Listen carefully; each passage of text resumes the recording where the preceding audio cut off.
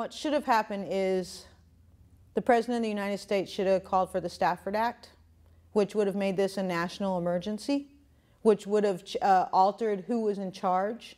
Because by BP being in charge of the hen house, they were able to, we actively in the height of the spill saw Coast Guard and other members going to BP to ask permission to go to certain areas. You know, we had the Coast Guard and the military protecting BP instead of protecting the people's interests. That was the first thing that should happen. Again, they should have let the truth come out and stopped spraying toxic chemicals out there that not only injured people's health, but also injured the life cycle, the food web. I think nature does take care of itself. And I think that eventually that oil would have been taken care of. But by spraying that chemical on it, they mixed it into the food column and dropped it to the bottom. They just said, they just did a study here just a couple weeks ago that said that there's a tar mat the size of Rhode Island still out there around the wellhead of oil, BP oil. They fingerprinted it. They know who it belongs to, you know. So what should have happened is the truth should have been told, you know. And if there is a substance, a chemical that is outlawed in other countries, then they should have took a real hard look at whether they were going to use it here in the first place. I don't think they should have used any chemicals at all out there. Our fishermen should have been given respect because that's their land out there. That water is their land. You know, they know those currents and they know that. And they were used as a part of the VOO program, the Vehicles of Opportunity. I think that's what it stands for. And so a lot of them got sick, but they'll tell you stories about them floating around out there and then calling because they saw oil. And then they were told to leave the area and then they would spray it. Well, they were telling people at that time that every report that has ever come out about the BP spill, I have heard handfuls and hundreds of fishermen say the exact same thing. And then they spend millions of dollars to say what the fishermen already told you. They knew where the oil was. They knew, you know, where the damages was. And so why are we spending millions of dollars to be told the same exact thing that our fishermen already know? They didn't give our fishermen the respect that they should have, you know, as far as I'm concerned. They should have subsidized the fishing industry for at least 5 years. We went to at one point we went to, I was standing with the fishermen. We went to Louisiana State Capitol, had a big rally out there. And they came out that day, the legislature came out and said that they should ask BP, passed a resolution asking BP to subsidize the industry for 3 years, right?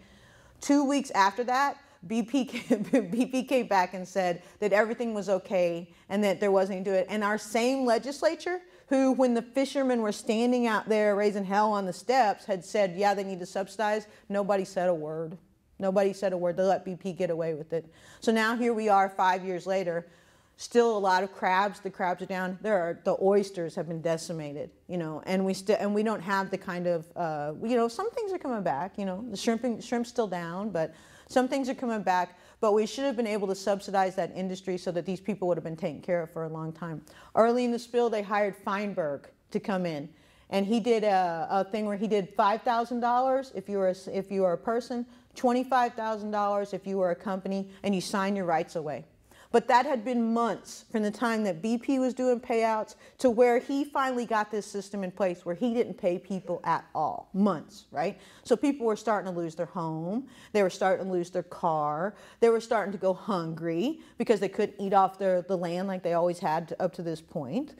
And so basically he starved them into taking this, this settlement and through that process, right? So that should never have happened.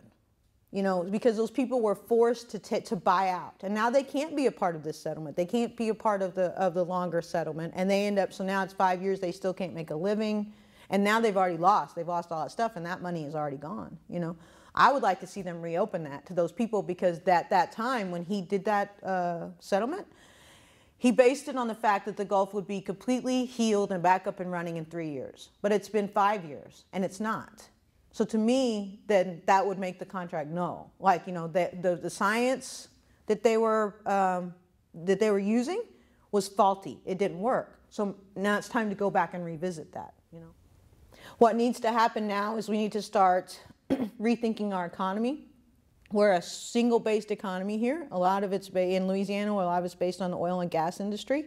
And we need to start bringing green energy options in.